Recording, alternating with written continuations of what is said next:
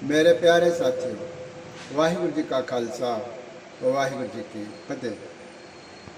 परसों हमने कलगीधर पातशाह महाराज जी की पावन रचना तो प्रसाद सवैये, इन 10 सवैयों में से 8वें सवै की विचार की थी। आज 9वें सवैये की विचार हम करेंगे। क्या इसका अर्थ चिंतन है, क्या इसका भाव है, गुरु महाराज आज के इस पावन सवैये के अंदर हमें क्या उपदेश कर रहे हैं। आओ हम सीधा इस सवैये से जुड़ें। गुरु महाराज कथन कर रहे हैं, कहा भयो जो दो लोचन मूंद कर, बैठ रहे हो बक ध्यान लगाए। कहा भयो का अर्थ है क्या हुआ। अगर किसी ने ऐसा कर भी लिया तो क्या हुआ, कैसे। जो दो लोचन मूंद कर, दोनों अपनी आँखों को मूंद के, लोचन का अर्थ है आँख, नेत्र। यदि किसी ने अपनी दोनों आँखों का मूंद करके एक स्थान पर बैठ करके वो आसन लगा लिया, कैसा, बक ध्यान लगाए, बगले की तरह।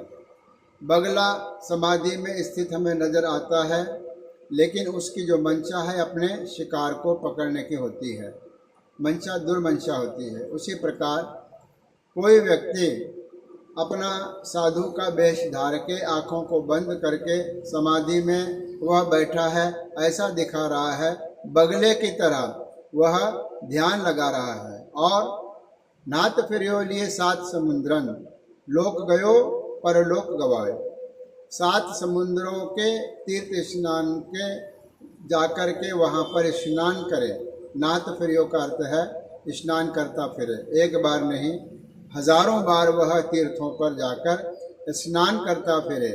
कितना लिए 7 समुंदर, लिए का अर्थ है तक, 7 समुद्रों तक जितने भी तीर्थ स्थान हैं उन तीर्थ स्थानों पर जीवन भर जाकर के स्नान करता फिरे।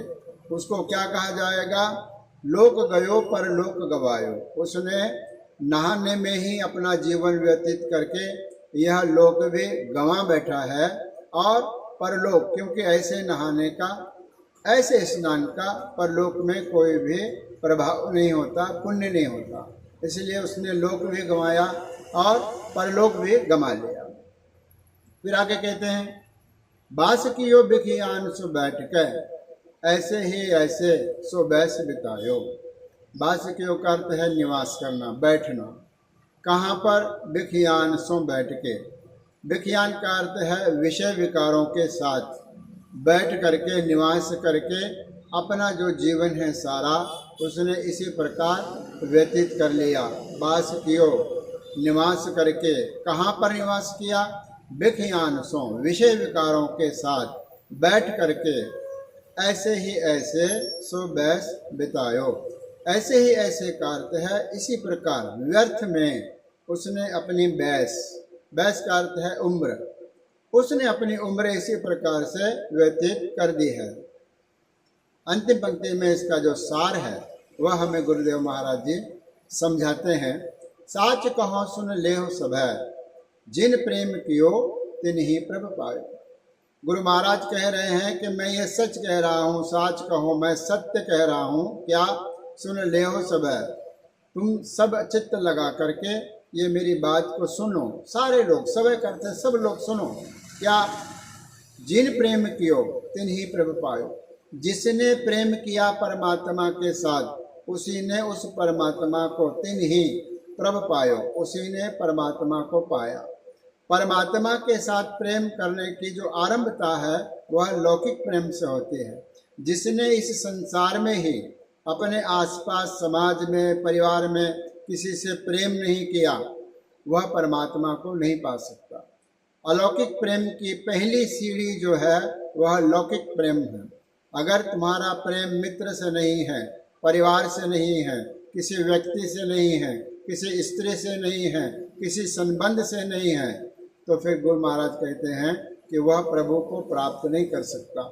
लेकिन किसी ने यह प्रेम को जाना, प्रेम को किया, लौकिक भले ही क्यों ना हो, लौकिक प्रेम को भी जिसने जान लिया वो उस मार्ग पर चलते चलते उस अलौकिक प्रेम अलौकिक प्रेम का अर्थ है वह प्रेम परमात्मा से लग जाए। व्यक्ति के साथ लगा हुआ प्रेम जब परिशुद्ध हो जाता है तो वह निस्वार्थ हो जाता है, और जो निस्वार्थ प्रेम है वह परमात्मा से जुड़ जाता है।